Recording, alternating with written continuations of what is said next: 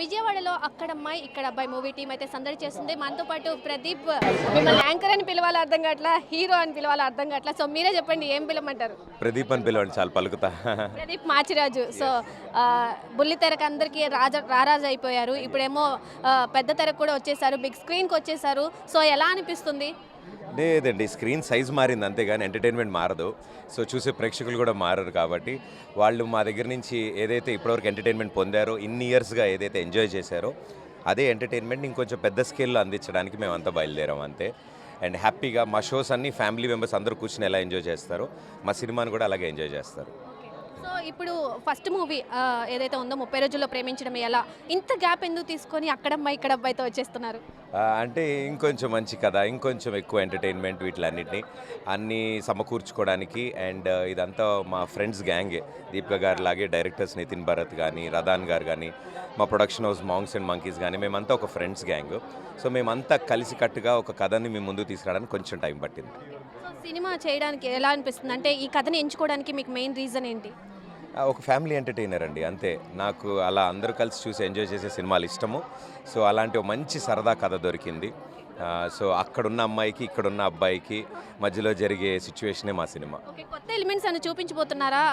అంటే పవన్ కళ్యాణ్ గారి movie title అంటే ఒక రేంజ్లో ఉంటుంది, అంటే ఆయన ఆల్రెడీ చేస్తున్నారు కాబట్టి మీరు ఇంకొంచెం ఎలిమెంట్స్ ఎక్కువ చేసి యాడ్ చేసి ఎంటర్టైన్మెంట్ ఇవ్వాలి.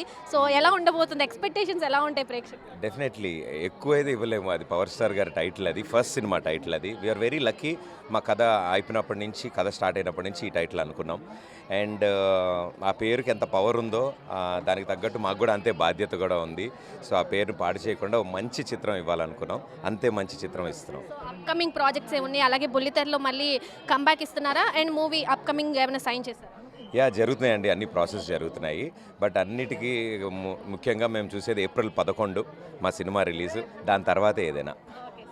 సో దీపిక పిల్ గారు, మీరు విజయవాడ నుండి వెళ్ళి ఇంత ప్రదీప్ గారి పక్కన హీరోయిన్గా చేయడం, సో బుల్లితెరని అలరించేశారు. ఇప్పుడు పెద్ద తెర మీదకి మీరు బిగ్ స్క్రీన్కి వచ్చారు. సో ఎలా అనిపిస్తుంది? చాలా హ్యాపీగా ఉందండి. ఫస్ట్లీ విజయవాడకి రావడం చాలా హ్యాపీగా ఉంది. ఇక్కడే చదువుకొని మళ్ళీ ఇక్కడికే బ్లెస్సింగ్స్ కోసం రావడం చాలా చాలా హ్యాపీగా ఉంది. అండ్ ఈ ఫిల్మ్ చేయడం ఇంకా చాలా హ్యాపీగా ఉంది.